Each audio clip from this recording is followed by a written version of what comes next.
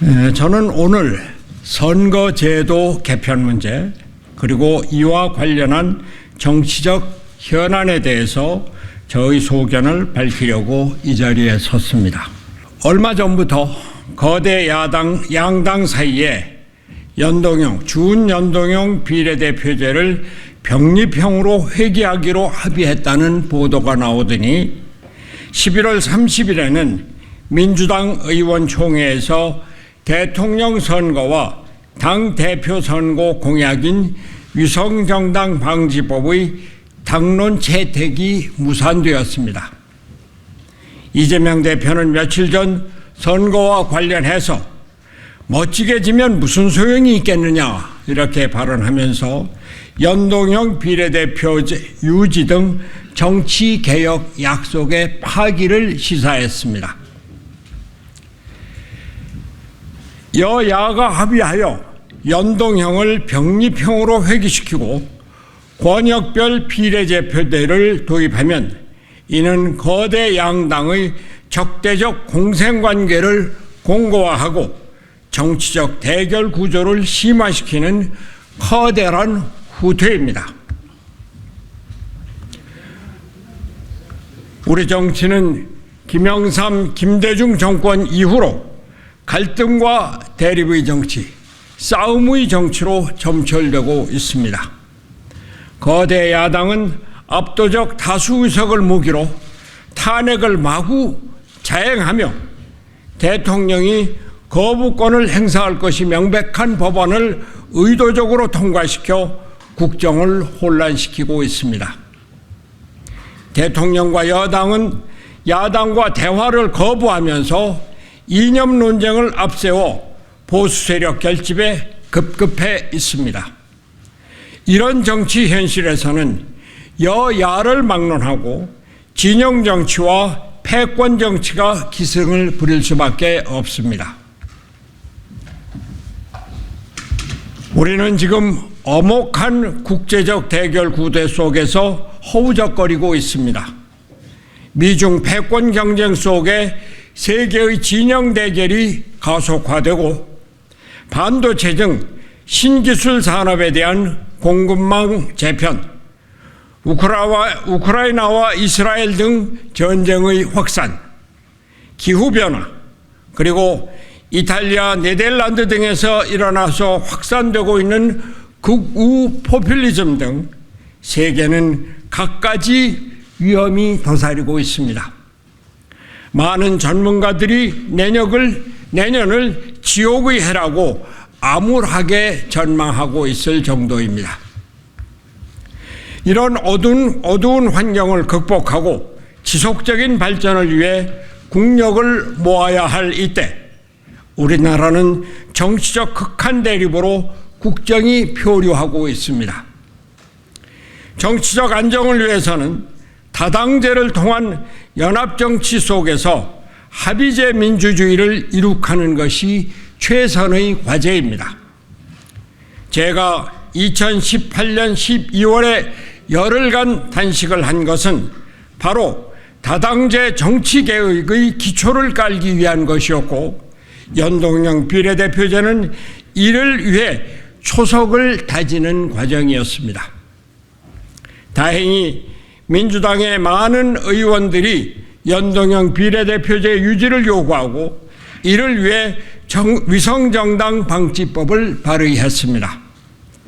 다행스러운 일이고 지금과 같은 당의 분위기에서 용기 있는 행동입니다. 다만 제출된 법안의 내용을 보면 이 정도로는 연동형을 빠져나갈 구멍이 크게 뚫려 있어서 걱정스럽습니다.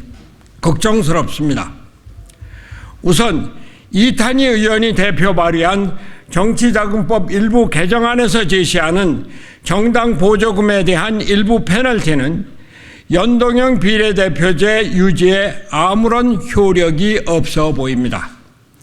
거대 정당이 위성정당을 만들어 놓고 합당을 안 하면 그만입니다.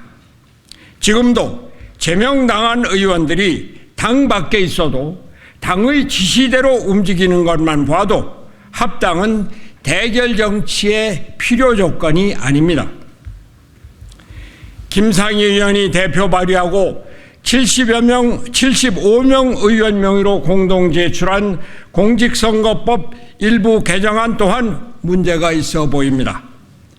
비례대표 후보자 추천 비율이 지역구 후보자 추천 비율의 100분의 20 이상이 되어야 한다고 되어 있는데, 이것은 거대 정당이 비례대표 후보를 추천해야 하기 때문에 비례정당을 만들 수 없게 한다는 취지에는 적합하나 부실 비례정당을 양산할 가능성을 배제할 수 없습니다. 지난 총선에서 지역구 후보를 하나도 내지 않고 비례 후보만을 당선시켜서 국회에 진입하고 나중에 결국 거대 정당에 합당한 사실상의 위성정당이 많은데 이러한 폐해를 바로잡지 못할 것입니다. 비례대표 후보를 내는 정당은 일정 규모 이상의 지역구 후보를 내야 하는 방식의 보완이 요구됩니다. 지금 진행되는 정치 상황으로 볼 때 이번 총선에는 어차피 많은 군소정당이 출연할 개연성이 높습니다. 이들을 억지로 거대 양당에 가두어 놓고 극한 대립의 소독으로 쓸 생각보다는 이들을 독립시키고 우군으로 만들어서 연합정치의 기초를 만들겠다는 생각이 훨씬 현명할 것입니다. 여당도 과반 의석을 꿈꾸기보다는 국회 내 연립정권으로 정치적 안정을 기하는 것이 좋을 것입니다. 여야당 모두, 특히 이재명 대표는 연동형 비례대표제를 실질적으로 유지하기 위한 입법에 힘을 모아주기 바랍니다. 이제 정치가 바뀌어야 합니다. 분열과 대립을 벗어나 통합의 길로 가야 합니다. 집권이 정치의 목표라고 해서 선당 후사가 최고의 덕목으로 칭송되지만 나라가 어려운 이때 우리는 선국후당의 정신을 가져야 합니다. 사법 리스크에 웅크러진 당을 살리느라 정부와 대통령에게 탄핵이다, 특검이다 해서 공격을 퍼붓지만 민주당은 민주당의 자존심과 긍지, 지도자의 체면을 생각해야 합니다.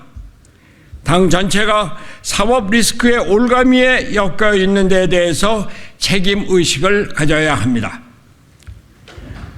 저라고 잘한 것은 없습니다. 당을 위해서 제 양심을 판 일이 한두 번이 아닙니다. 그러나 나라를 먼저 생각한다고 자부해왔고 민주화의 성전인 민주당을 위해 저를 바친 일도 많았습니다. 민주당의 역사는 위대합니다. 대한민국의 역사요, 민주주의의 기둥입니다. 이제는 민주당이 대한민국을 세계 속의 대한민국으로 우뚝 세울 때입니다.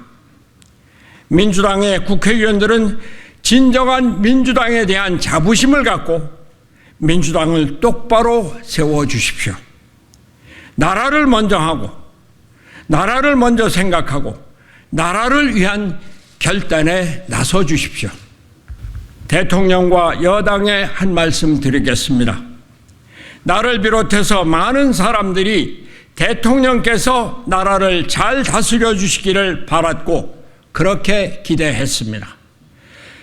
정치 경험이 없다고 희롱하는 사람들이 많았지만 그것은 오히려 새로운 정치를 위한 에너지가 될 수 있다고 희망했습니다. 그러나 지금 많은 국민들이 실망을 하고 있습니다. 대통령은 온 국민을 끌어안고 나라를 하나로 통합하는 책임을 지고 있는 자리입니다. 검찰 출신으로 범법자를 상대하기가 심정적으로 어렵다고 하더라도 의회 민주주의 국가에서 야당의 대표를 상대하고 소통하는 것은 국정 책임자인 대통령의 의무입니다. 국정 운영의 실무자를 선정함에 있어서 사적인 인연을 떠나 전문성과 능력을 중심으로 인사를 적재적소에 배치함은 국정 최고 운영자의 중요한 책임입니다. 나의 반대자는 물론이요, 잘못을 범한 일이 있더라도 국가의 통합을 위해서 품어 안고 배려함은 국가 지도자의 핵심적인 함량입니다. 강서구청장 선거의 패배와 부산 엑스포 유치 실패, 그리고 지금 진행되고 있는 국민의힘이 난맥상을 거울 삼아 국정 운영에 진정한 반성과 획기적인 전환이 있기를 진심으로 기대합니다. 저는 모든 것을 내려놓고 벗들과 산에나 다니고 막걸리나 마시고 그동안 소홀히 했던 집안일이나 돕고 책이나 읽으면서 한가롭게 살아가고 있습니다. 그러나 젊어서부터 일생을 부대끼며 살아온 민주주의와 사회정의, 그리고 국가의 번영 문제 때문에 요즘 걱정은 날로 더 심해지고 있습니다. 나라 걱정 없이 편안한 생활을 즐길 수 있었으면 좋겠습니다.